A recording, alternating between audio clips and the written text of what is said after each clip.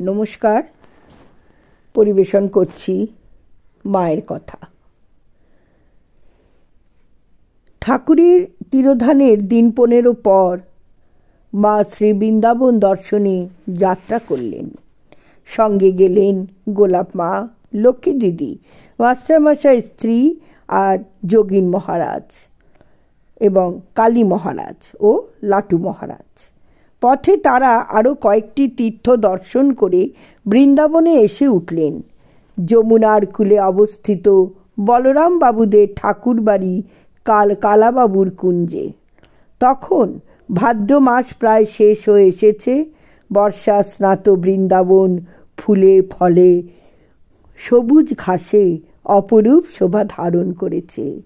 সবই আছে, শুধু বৃন্দাবন বিহারী কৃষ্ণচন্দ্র নেই। মায়ের শোকাকুল নেত্রে অশ্রু ঝরতে লাগলো। সেই সময় যোগিন মার সঙ্গে দেখা আমাদের মায়ের। ঠাকুরের মহাসমাধির কিছু আগে যোগিন মা বৃন্দাবনে চলে এসেছিলেন। মায়ের কাছে ঠাকুরের মহাসমাধির সংবাদ পেয়ে তিনি ও মা দুজনেই আকুল হয়ে কাঁদতে লাগলেন। সে কান্না আর থামে না। শেষে একদিন রাত্রে শ্রীরামকৃষ্ণ তাদের দেখা দিয়ে বললেন, হ্যাঁ গা, তোমরা তো কাঁদছো কেন? আমি তো রয়েছি, গেছি কোথায়? এই যেমন এ ঘর আর ও ঘর।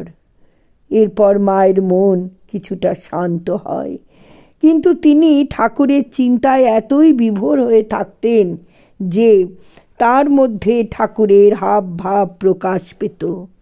কালাবাবুর কুঞ্জে একদিন ধ্যানে বসে মা গভীর সমাধিতে ডুবে গেলেন। যোগিন মহারাজ এসে কিছুক্ষণ ধরে নাম শোনাবার পর বুত্থানের লক্ষণ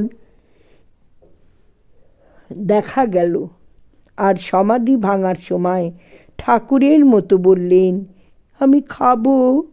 খেলেনও অল্প একটু, ঠিক ঠাকুরের মতো করে। ধীরে ধীরে মা যেন কিছুটা সহজ হয়ে গেলেন। তিনি নিজের মনে এ মন্দির সে মন্দির দেখে বেড়াতে লাগলেন। বৃন্দাবন পরিক্রমা করলেন। যখন বৃন্দাবনের পথে পথে ঘুরতেন মা, মনে হতো যেন কি এক স্মৃতিতে তিনি নিমগ্না হয়ে আছেন। ঠাকুর এই সময় একদিন মাকে দেখা দিয়ে বললেন, তুমি যোগেনকে এই মন্ত্র দাও। পরপর 2 দিন এই রকম দর্শন পেয়েও মা সংকোচ বশে কিছু করলেন না।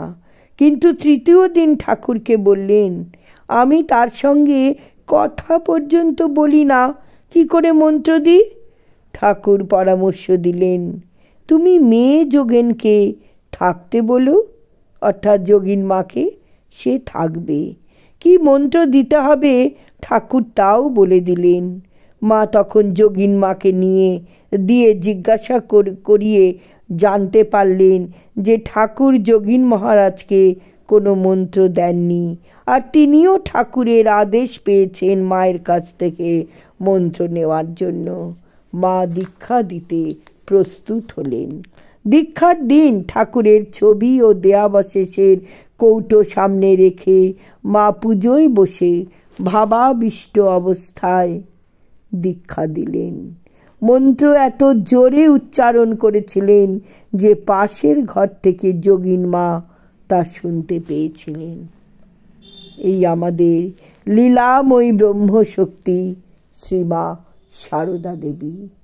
জননীং শারদাং দেবীং রামকৃষ্ণং জগদ্গুরুং পাদৌ পদ্মে তয়ো শ্রিত্বা প্রণমামি মুহুর্মুহু, প্রণমামি মুহুর্মুহু, প্রণমামি মুহুর্মুহু। জয় ঠাকুর, জয় মা, জয় স্বামীজি মহারাজ।